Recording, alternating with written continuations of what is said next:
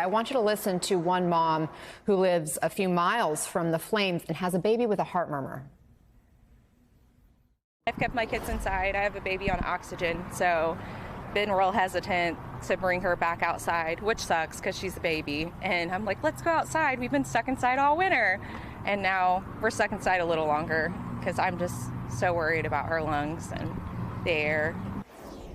Again, doctor, she's outside the current evacuation zone, but talk about the risk related to what this fire is potentially releasing into the air. Well, that's Anna, thank you for having me. Good morning. A very difficult situation for that mom, as you mentioned, and that's what families around Richmond are experiencing. There's both acute consequences to any type of fire, Anna, whether it's a wildfire or in this case, an industrial fire, and then there's more chronic. So for those acute, what do we worry about if there's any type of acute big fire here? We worry that smoke exposure will release tiny particles into the air. If you do have underlying lung disease like asthma, it might exacerbate it. We know that tends to drive people to the emergency room. There are in utero complications. So if somebody is pregnant, as an example, just acute exposure to that smoke can cause immune system development problems for baby 10 years out. And so there are acute exposure can lead to long-term consequences. Now here for the chronic piece, we've talked about maybe asbestosis being released into the environment here within that radius, that mile radius. That's concerning because long-term exposure to asbestosis over the course of years, Anna, could lead to cancer of the rib cage lining, mesothelioma.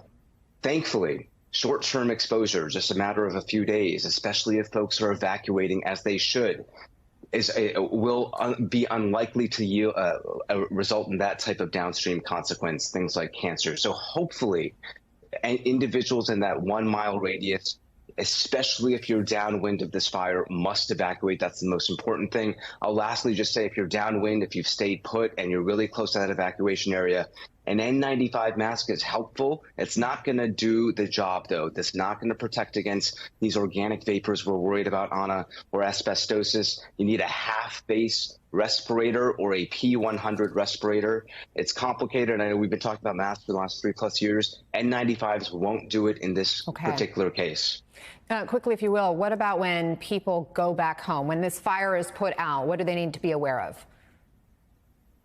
Well, once the fire goes away, again, if you smell it, you're likely breathing it in this case, Anna. When it comes to the types of chemicals that get released from plastic burning, you should be able to smell it. So if you don't smell it, the EPA is not detecting it, you're in the clear. If you are somebody with an underlying medical condition, make sure your medical regimen, your inhalers, for example, for lung disease are optimized so that you can withstand any type of residual smoke.